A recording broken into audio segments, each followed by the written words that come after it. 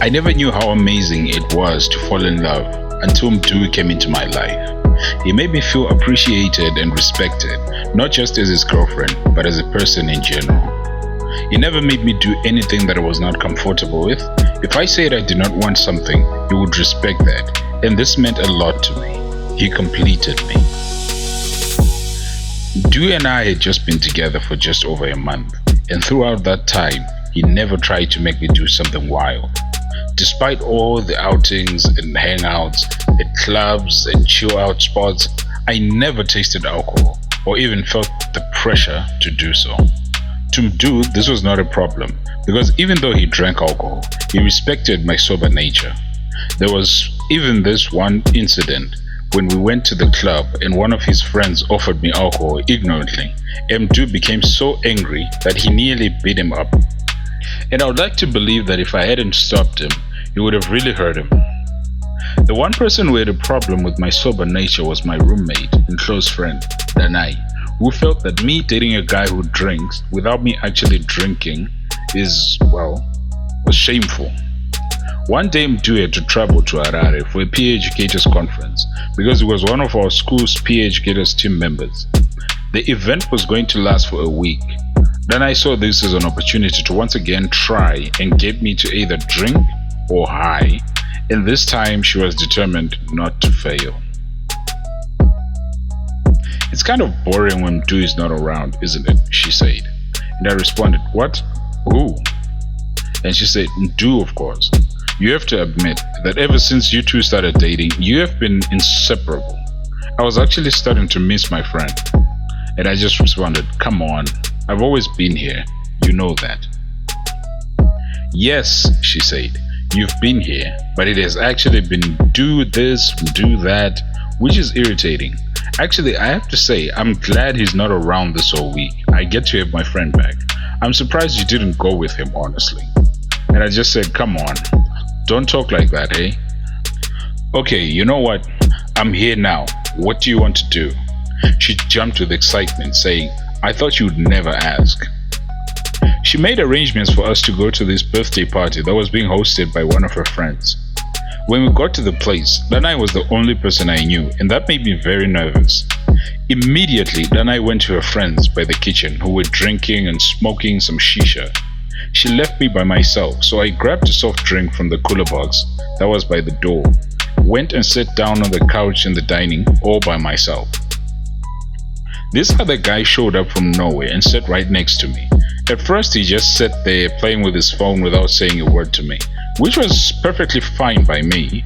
All of a sudden he turns around, faces me and just starts smiling without saying anything. It was really creepy. He says, "How is it that an extremely gorgeous girl like you is sitting here by herself while others are busy having a good time?"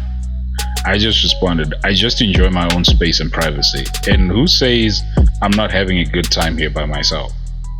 He responded, "Okay, my bad. Anyways, my name is Joe and welcome to my birthday party." I responded, "Oh, you're the one who's having a birthday today. Happy birthday." "Thank you," he responded. "So does that mean that I also get to hear the name behind all that incredible beauty? I mean, it would be the best birthday gift ever." I just laughed. Flattery won't get you anywhere in life, my guy. But anyways, since it's your birthday, I'm Nakai. He says, "It's a pleasure to meet you, Nakai." We started having a light conversation because I was trying all I could to just push him away. Little did I know that this whole thing of him coming where I was pre-arranged. I guess you could say he had been promised a fleshly birthday present, and I did not know this until it was too late. Joe was trying his best to win me over, but I already had all that I could ever want in a man with Mdu. I'll be honest, there was nothing wrong with this guy in terms of appearance, but I just had a gut feeling that he was bad news. He stood up and left. I was relieved for a moment, but the relief was short-lived as the stubborn creep was back again, and this time with a juice in his hand. "Hey," he said, "okay, so I have this feeling that we got off on the wrong foot, and that's my fault, so I just wanted to apologize. Here, have some juice. Consider it my little peace offering." I responded, well, I wouldn't say we got off on the wrong foot per se. I'm just not a very social person, especially around people that I don't know. As for the juice, thank you, but I'm already having another one, so maybe another time. Okay, bad call on the juice, he said. I'm sorry about that. But is there nothing I can do to make up for my actions? Come on, there has to be something I can do. Name anything.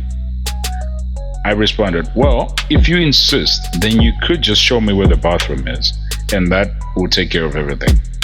He responded, of course, just go down the passage, the last door on your right. I went to the bathroom. To be honest, the bathroom thing was just an excuse for me to get away from this guy, because I really didn't like him at all.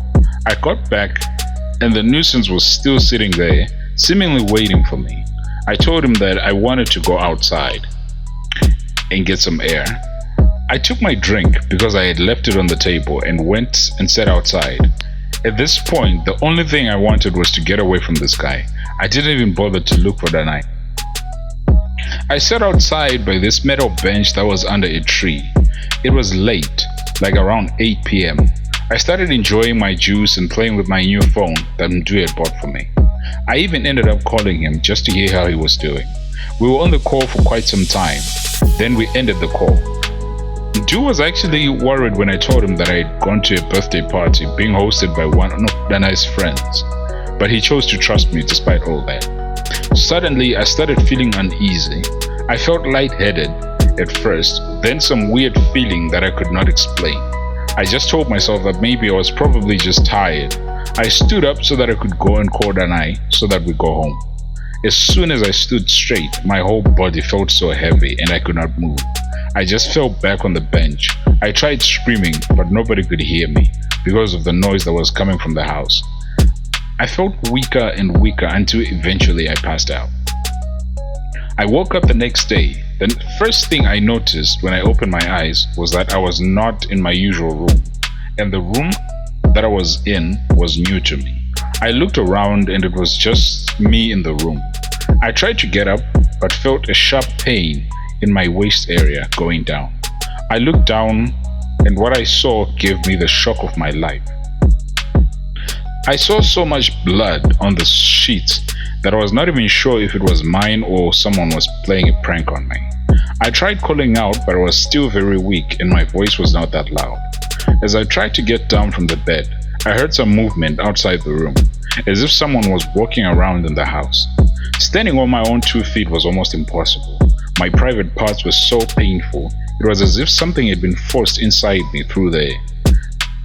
I was still a virgin at the time, so all this was a big shock to me. Finally, someone opened the door and came in with some breakfast, which she dropped on the floor as soon as she noticed me trying to stand on my own. "Oh my God," she said, "what are you doing? Get back on the bed." I responded with a low voice, "Who are you and where am I?" She said, "My name is Brenda. You're in my house. I'm a nurse in training at the provincial hospital. We're actually waiting for the ambulance to arrive so you can be rushed to the hospital." I responded, "Your house? Hospital? What do you mean? What happened and how did I end up here?" She said, "You were found lying on the road by my house gate, and so we picked you up, brought you in here and called the ambulance. Do you remember anything about what happened to you?"